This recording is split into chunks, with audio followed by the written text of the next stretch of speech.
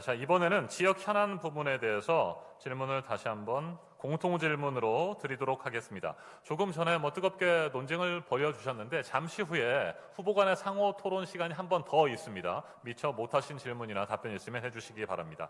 이번에 지역 현안에 대한 공통 질문 하나 더 드리도록 하겠습니다. 내가 생각하는 안양시의 가장 중요한 지역 현안이 무엇인지에 대한 질문입니다. 가장 중요한 지역 현안은 무엇인지 답해 주시면 되겠습니다. 이번에는 김진석 후보가 먼저 답변하시죠. 제가 생각하는 안양시, 아니 만안구의 눈에 보이는 가장 큰 현안은 안양역 앞에 25년 된 흉물인 원스퀘어 폐건물의 철거입니다. 강덕구 의원님의 적극적인 국회에서 입법 활동으로 공사중단, 장기방치, 건축물의 정비 등에 관한 특별조치법이 통과되어 올 7월이면 철거 예정입니다. 정말로 축하할 일입니다. 다만 새로운 시설이 들어오는 과정에서 건물주에게 과도한 시세 차익이 일어나지는 않는지 안양시 시의원들이 주의 있게 살펴보아야 합니다. 안양 시민들이 안양시에 유임한 건물의 용도 변경권으로 건물주에게 특혜를 주지 않는지를 잘 감시하고 견제해야 합니다. 용도 변경으로 건물주가 엄청난 시세 차익이 있다면 그 혜택의 일부를 안양 시민에게 들리는 두 가지 방안을 제시하겠습니다. 첫째, 수익의 일부를 안양시 공익에 환원해야 됩니다. 두 번째, 수익 환원이 어렵다면 건물의 몇 개 층을 기부 채용납받아 만안구의 아이들, 청소년, 청년, 어르신, 장애인 등 사회적 약자를 위한 시설로 사용할 수 있도록 해야 합니다. 감사합니다.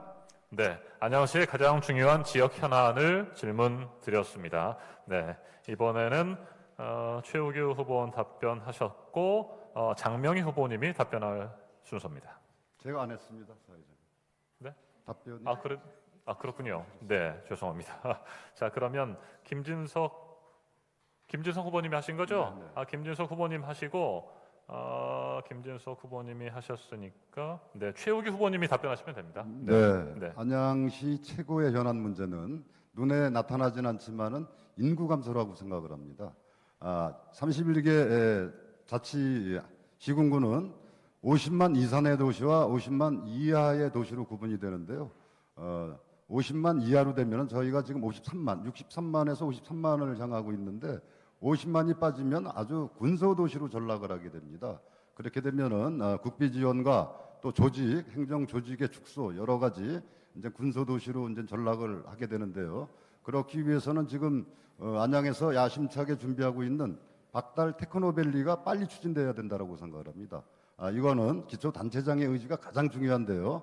그것을 잘 해서 안양의 미래가 달린 이런 박달 테크노밸리가 잘 추진돼야 된다라고 생각을 하고요. 두 번째 이제 주거의 문제인데요. 안양시는 여론조사를 했습니다. 교통, 교육 다 좋지만은 주거가 문제이다. 이랬을 때는 수용, 가용 부지가 없는 우리 안양에서는 만안구 자연불악에 있는 것들을 우리 기초단체장이 해줄 수 있는 이 범위 내에서 용적률 상향 등을 통해서 저렴한 주택 공급이 이루어져야 된다라고 생각을 합니다. 네, 장명희 후보님 답변해 주시기 바랍니다. 예, 저는 안양 구도심의 상권 회복과 주거 환경 개선이라고 생각을 합니다. 제가 사실 대학생일 때만 해도 1번가에 나가보면 사람이 넘쳤습니다. 근데 지금은 어떻습니까? 사실 마음이 아플 정도로 횡합니다. 저는 안양 1번가, 안양역, 중앙 남부시장을 잇는 그 트라이앵글 상권을 좀 빨리 살려서 구도심을 살려야 한다고 생각합니다. 현재 안양시에서 상권 활성화 용역을 안양시 전체에 대해서 진행하는 걸로 알고 있습니다. 저는 안양 1번가 일대 정도는 따로 별도로 용역을 진행해야 된다고 생각합니다. 왜냐하면 안양에서 갖는 상징적인 의미가 다릅니다. 안양 1번가는 노래까지 있습니다.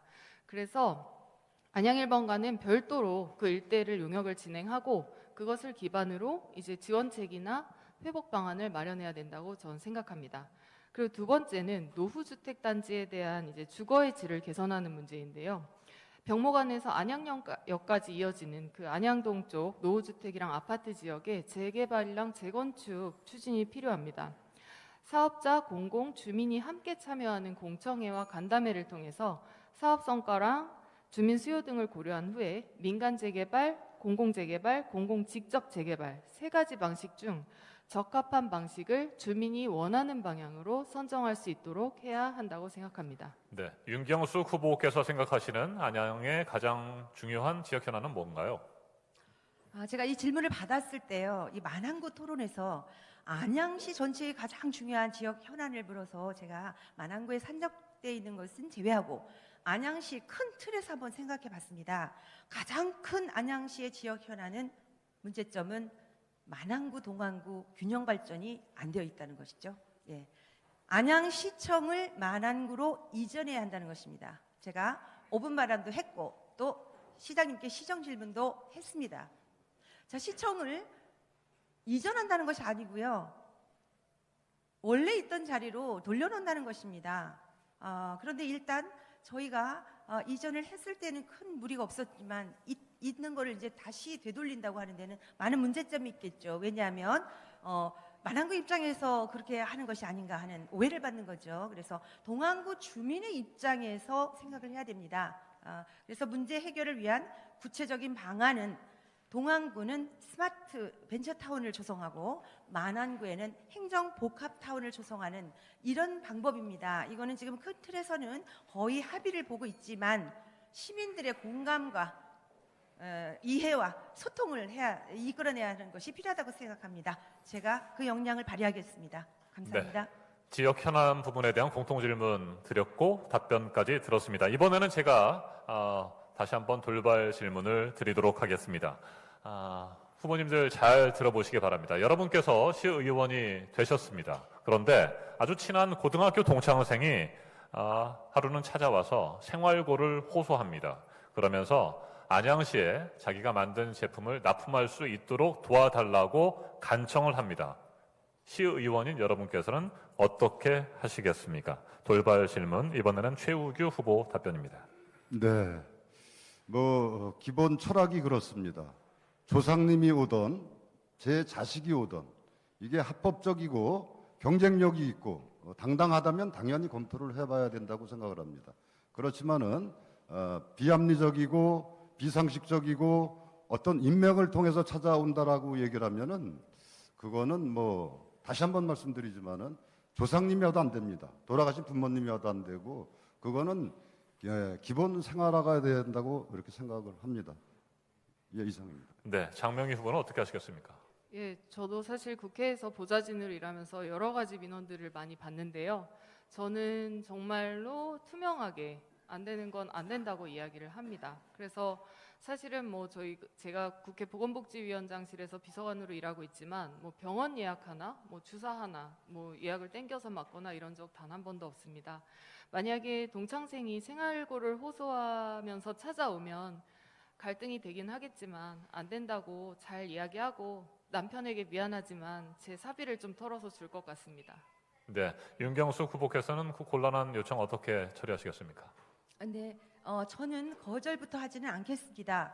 생활고를 호소하고 그 생활고에 초점이 맞춰 있는지 아니면 정말 기술력이 있어가지고 경쟁적으로 이 제품이 필요한 건지는 모르지 않습니까? 그래서 일단은 공정한 입장, 그렇다고 해서 생활고 친하다고 해서 무조건 거절하는 거는 정말 형평성이나 공정성에 어긋납니다. 제가 입장을 바꿔놓고 생각해도 제가 굉장히 좋은 제품, 경쟁력 있는 제품을 가지고 찾아갔다고 할 때는 무조건 거절당하는 건 이건 맞지가 않죠. 그래서 일단 검토부터 해보게 하겠습니다. 정말 그 제품이 안양시에 도움이 되고 경쟁력을 갖추고 기술력을 갖추고 있는지 객관적인지 사적인 감정을 빼고 공적인 입장에서 검토를 한 다음에 전문가에게 조언을 받아서 하겠죠. 물론 과장님이나 팀장님 검토를 한 다음에 그 공정성의 입장에서 거절을 하든 취득을 하든 그렇게 하겠습니다. 그리고 만약에 거절당했을 때는 그 아까 말씀하신 그 생활고를 호소한 부분 이거는 제가 개인적으로 해결해 드리겠습니다. 그런 마음 아픈 사회적 약자를 돕고 서민과 중산층을 도우라고 우리 더불어민주당의 강령에 나와 있습니다. 이상입니다. 네, 김진석 후보께서는 어떻게 대처하시겠습니까? 저희 어머니께서 어릴 때 말씀하셨습니다. 친구 중에 어려워서 찾아와서 큰 돈을 부탁하면 따뜻한 밥 한 끼 사주면서 수중에 있는 돈을 모두 주라고 말씀하셨습니다. 저는 어머님의 말씀을 가슴께 안고 살고 있습니다. 그 친구가 생활고에 시달려서 그런 부탁을 저에게 한다면 그 친구 엄청 힘들 겁니다.